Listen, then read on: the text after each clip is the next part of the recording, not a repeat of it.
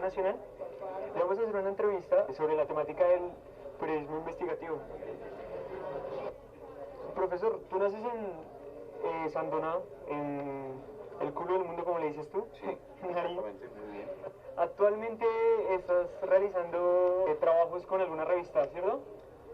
Trabajo para un periódico de Montevideo que se llama La Diaria. Antes habías trabajado en el canal Capital, ¿cierto? Eso era lo que habíamos sabido, ¿no? Sí, señor. Nosotros el día de hoy, bueno, vamos a hacerte una serie de preguntas. Es para una clase que se llama prensa escrita. Hace unos días estuvo en conferencia el señor Ignacio Gómez. Él nos contaba sobre sus experiencias en cómo había sido amenazado más o menos unas 180 veces en su vida, cómo le habían robado la casa, los computadores, cómo había sido, digamos, privado del derecho de ejercer ese periodismo, libertad del periodista. El caso es que te queríamos preguntar si tú como periodista habías tenido que limitarte o algún medio de comunicación te había limitado a dar alguna información. No, no he tenido, y cuando quisieron impedírmelo, renuncié. De hecho, yo renuncié a Canal Capital justamente porque la directora del sistema informativo que llegó era una idiota y no tenía ni idea de lo que era la información, y entonces yo preferí renunciar. Lo de Ignacio Gómez es un caso emblemático acá, de cómo un periodista serio, por justamente hacer un trabajo serio, pone en riesgo su vida.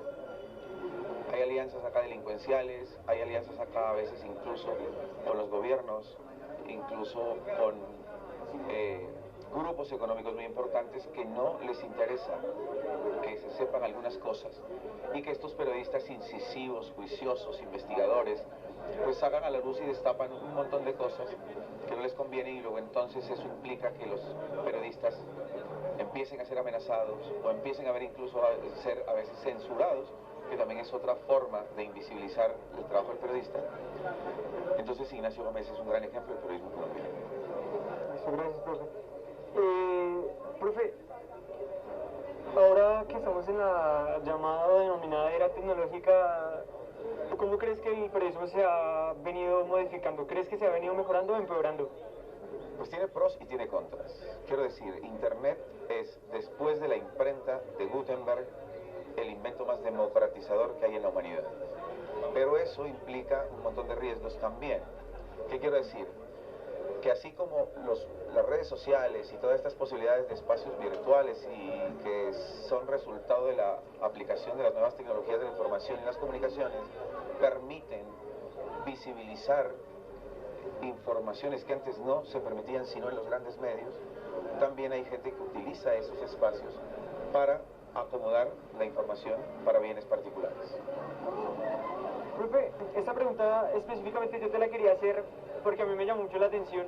Hace unos días nos estabas haciendo una lectura sobre una señora brasileña. Ella especifica que el periodismo puede ser empírico, uno puede desarrollar el periodismo de manera empírica, ¿cierto? ¿Recuerdas? Sí, pero ahí hay un problema. Hay muy pocos casos, hay muy pocas excepciones en las que el periodismo desde el empirismo ha funcionado, ¿verdad? Muy pocas y muy gratas, como por ejemplo cuando en la década de los 80, casi los 70, cuando quienes hacían periodismo eran escritores. Por ejemplo, eran Tomás Eloy Martínez, García Márquez, todo un grupo de gente que eran escritores y que hacían periodismo. Entonces eso desde el empirismo funcionaba. Pero ahora encontramos un montón de casos no ejemplares, cuestionables, de gente que asume el papel de periodista sin tener claras las condiciones del periodismo. Entonces, por ejemplo, hay figuras mediáticas como Pirri, por ejemplo, que es un zootecnista y que se ha convertido en un símbolo, entre comillas, del periodismo colombiano. Y entonces cuando eso pasa es porque el periodismo está en una crisis, ¿no? Y también canales privados como Canal Caracol, que empiezan a fomentar un montón de cosas como El periodista soy yo, que me parece una estupidez, y que de todas maneras es absurdo porque sería como si yo dijera un día el odontólogo soy yo, y vengan y les cubro la boca, los dientes, les hago muelas sin saber. Entonces fíjate hasta dónde eso puede implicar un montón de cosas que van en contra del periodismo y no a favor. Pero entonces, ¿tú crees que importa el cartón? ¿En Colombia importa el cartón para poder ser periodista? Claro que importa el cartón, siempre importa el cartón, porque el cartón no es solo el cartón.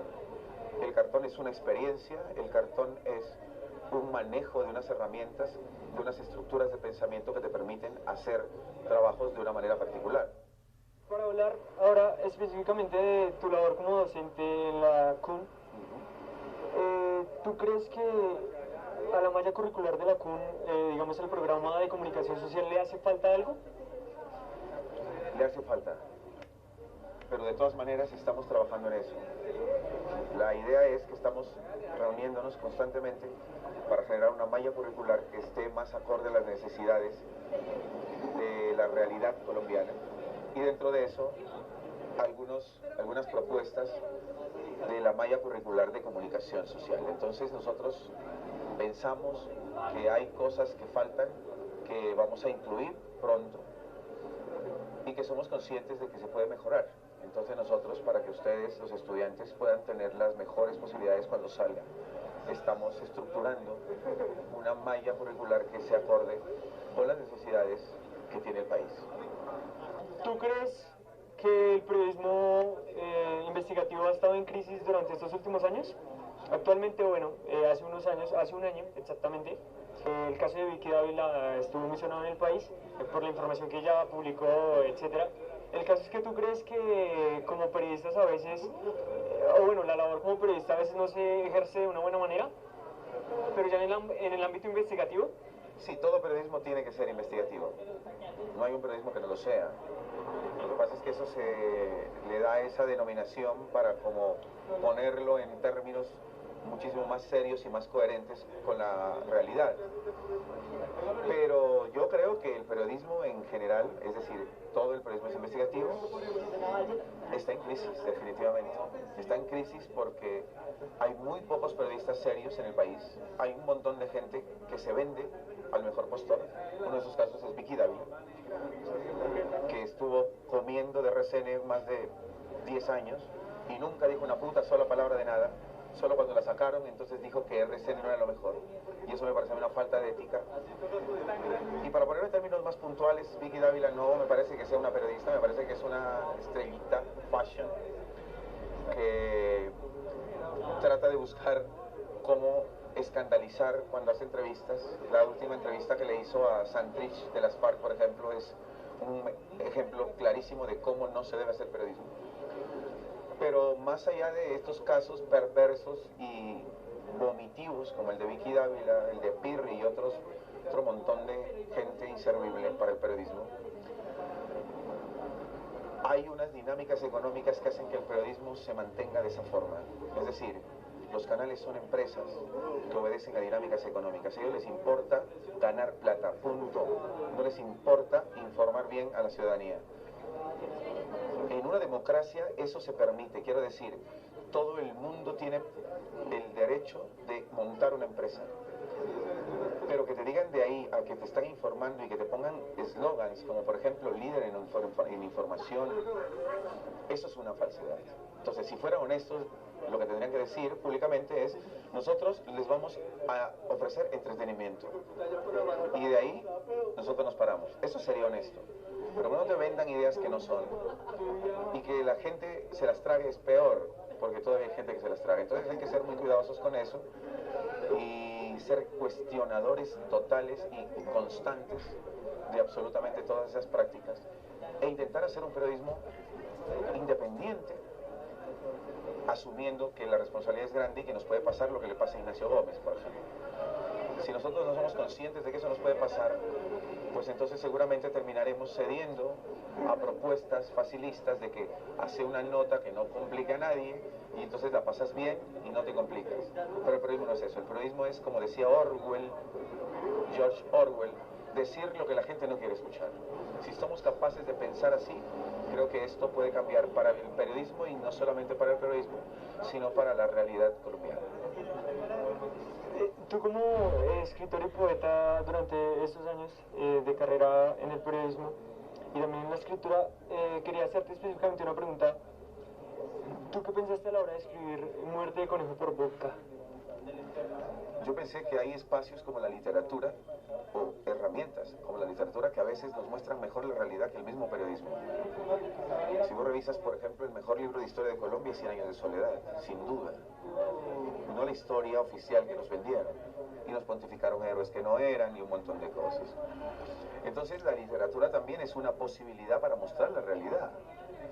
Lo que pasa es que esa marcación diferencial entre la ficción y la no ficción, de la que muchos académicos hablan con tanta seguridad, es una cosa complejísima, porque entre ficción y no ficción no hay fronteras nítidas que permitan decir que cuándo existe una y cuándo existe la otra, ¿verdad? Entonces, en esa novela, como en todas las novelas, hay una alta dosis de realidad y yo pensé en una posibilidad para dar un punto de vista sobre lo que en el país está pasando y que la literatura lo permite. Profe, tú en tus clases, bueno, nos especificas sobre, bueno, entre tu método de enseñanza está más hacia lo práctico, está más ligado hacia lo práctico. Tú nos especificas que nosotros como periodistas debemos escribir, leer. Para ti, ¿cuál es más importante? ¿La escritura o la lectura? ¿Cuál forma mejor a un periodista? En ese proceso no puede estar la una separada de la otra. Es decir, vos no podés aprender a escribir sin leer y vos no podés aprender a leer sin escribir. Son dos procesos humanos que son inseparables, ¿no? Entonces, yo no puedo escribir si no leo. Y eso te da la posibilidad de pensar, y la posibilidad de pensar te da la posibilidad también de ser libre. Y no hay nada más grandioso que poder ser libre, que poder pensar y decir lo que uno piensa. Pero para decir lo que uno piensa es necesario escribir. Entonces, hay errores que se cometen por parte de los estudiantes que nosotros tratamos de corregir, pero son problemas que si los estudiantes no asumen una responsabilidad paralela de su formación personal, no van a llegar. Esto es una responsabilidad constante, hay que estar leyendo siempre, escribiendo siempre, y no quedarse solo con lo que la universidad te ofrece, porque acá en la universidad nosotros te resolvemos algunas cosas, pero la vida no te la podemos resolver completamente. Eso depende de cada uno y de la responsabilidad que cada uno tenga con su proceso de formación. Listo, muchas gracias, profe.